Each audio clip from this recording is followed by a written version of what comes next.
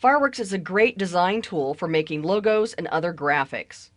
In this chapter, we'll take a closer look at the Paths panel and how to change blends and opacity in your artwork. To start with in this lesson, we're going to talk about our Paths panel. So let's go ahead and open up a file. And so File and Open. And in our Chapter 11 folder, there's a shapes.png file, and we'll open that up. Now, for those of you who are watching this on a Mac, you may have noticed so far that we have a toolbar that we don't have on the Mac side. And that allows us to do some simple functions that we would normally find under our menu bar. And so we can open new, and we can just open, we can import and export and print.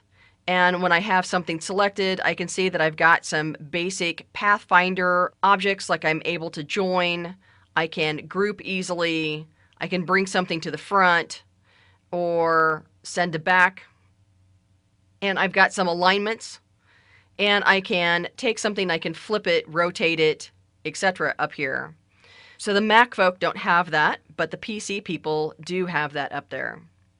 Those functions are all available under our menu bar though. Now, one of the newer things in our property inspector that we may have not noticed before is the ability to have some simple Pathfinder type features in our properties alone. So I can combine objects, I can subtract or punch out an object, I can intersect, and I can crop an object.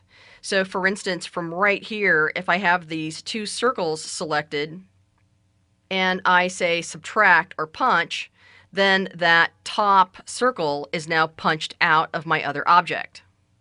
Now let's open up our Path panel,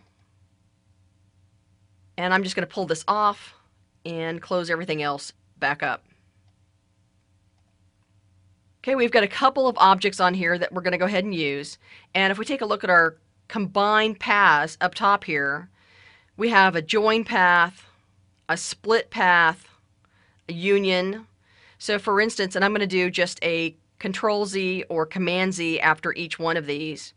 So this very first one, I'm going to select my two boxes over here on the right-hand side. And if I select my join paths, it's basically joined those shapes and just cut out the intersecting piece of that. So I'm going to undo that. So I have my two boxes again. Now if I select these three shapes right here and first click on Join Paths, that's going to combine them into one shape of one color and cut out the intersecting pieces. Then I can come back over to Split Paths. Now that's going to keep them all the same color, but turn them back into three separate shapes. And then, of course, then the color change would then be up to me.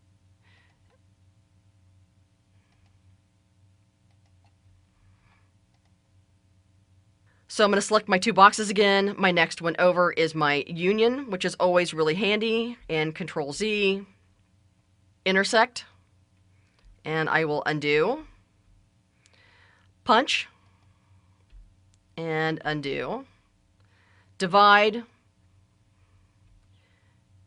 exclude, and you'll notice that it keeps both of the same colors on the exclude, so that can be really handy in making shapes that you might want to use as a mask for an image just to make it look a little bit more unique. And I can trim, which takes out that back shape and then only fits around the back side of the first shape, and my crop. Now I've got a lot of other features here. We're not going to look at every single one of them in our file here. But for instance, this is pretty handy. If I make some crazy looking path,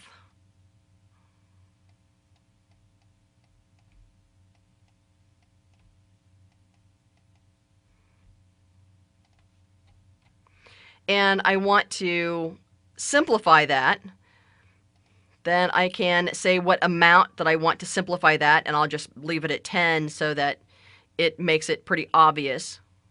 And now I have a much simpler path. Now I could also expand those strokes. If I just click OK, now I've expanded those strokes. And if I want to convert strokes to fills, then I can do that as well. Now I'm able to make those strokes actual fill. So if I want to change that color, now those strokes are actually fills, and now I've changed the color. I can also inset and expand paths. So if I grab, let's see, I'll grab one of these shapes, and I will expand that and just say OK. Now I have expanded those paths. I can invert paths. I can reverse a gradient. Of course, that's easy enough to do as a gradient itself.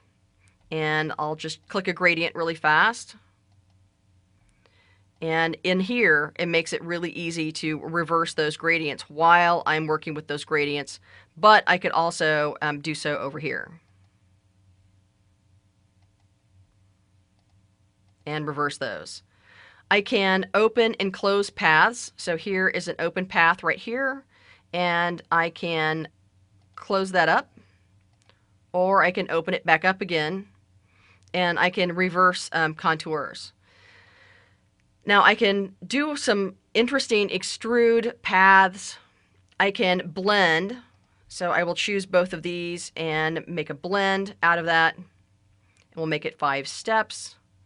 And I have to flatten those paths. But now I have the blue star. It goes all the way to my green star as a blend.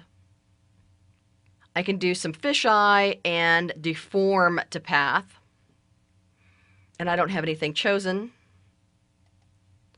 So I can also save a path to a state and fill a rule. Now, some of these are really helpful for me, and I use these all the time. So to begin with, I'm going to select these 2 lines that I have down here. So on these, I'm going to go all the way over here to my join points, and I'm going to select my endpoints. And now I can join those, and I'll escape out of there. Or even more helpful for me is if I've aligned these strokes and all I really want is to have them be together in the middle, then I can weld my points, and now I have a nice little point right in the middle. I can straighten points, I can smooth points, I can round points to pixels and half pixels and move and scale points. But some of this is really more exciting down here for me. I can select contours and I can select all points. So let me just select this guy up here. So here I can select all points, and now all my points are selected. And I can select no points, so it's back to being unselected again. I can select my very first point or select inverse points. And when I'm working with an object like this, what really comes in handy is being able to select just a portion of this. So let's say that I haven't done my 9-slice scale, and I want to be able to expand just a portion of this. Now, if I were to just grab this with my scale tool and pull to the right or to the left, it is going to take that path and pull it so I don't have a very nice looking path.